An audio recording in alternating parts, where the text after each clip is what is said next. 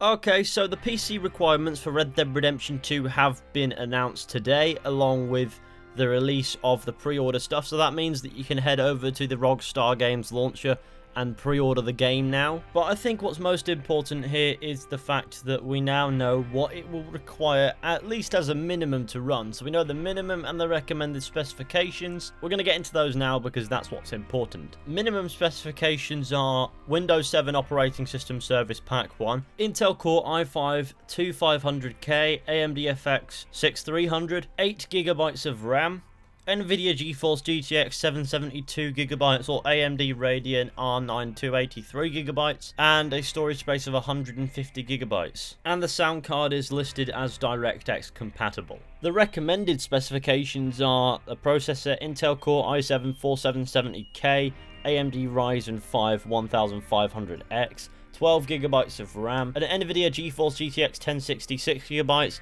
or an AMD Radeon RX 480 4GB or equivalent. Obviously, it requires the same disk space, and the sound card is still DirectX compatible because that doesn't change. Now, I think those recommended specifications are rather reasonable. That being said, please do bear in mind that the recommended specifications do not promise a smooth 60 FPS experience on ultra settings. That is not what recommended means. And also bear in mind that if you're near the minimal settings, it might be worth upgrading your PC anyway, because that far down you might be able to play the game on the lower settings, but it won't be a very pleasurable experience. All that minimum means is that the game won't be unplayable. But especially coming off the back of looking at the recommended PC specifications for Star Wars Jedi Fallen Order, which requires 32GB of RAM, apparently, the recommended 12GB presented here seems very, very reasonable. That being said, the specifications on Jedi Fallen Order have since gone down to 16GB, but even then, by comparison to that,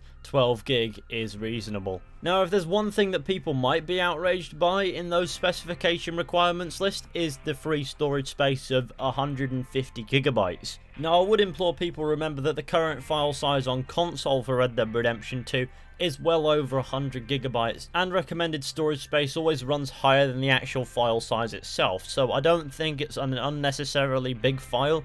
It'll be the same size sort of as the console versions of the game. So on that front, I don't really see a problem. I think it'll be worth the space. Anyways, I'll show you once again. Those requirements are relatively reasonable, I think. There's nothing on there that worries me about how the game's going to handle itself on PC. It seems to be relatively well optimized by the looks of it, considering the minimum graphics card required would be a GTX 770 or equivalent, and considering the recommended graphics card is a GTX 1060, it doesn't seem as demanding as it has a right to be. So yeah, there's nothing that concerns me there. I'm quite happy with those PC requirements. Hopefully you guys are as well. So thank you all for watching this video. I hope you enjoyed. Be sure to go ahead, leave a like, subscribe, share the channel with your friends and all that wonderful stuff. I'd really appreciate it. If you want to go ahead and support the channel, maybe consider pledging over on Patreon. I make extra content over there. I try to make it worth everybody's while. I think it's a good deal, but at the end of the day, whether or not you decide it is for you is completely up to you. Either way, don't feel forced to do that, but I will see you all very soon with another video at some point.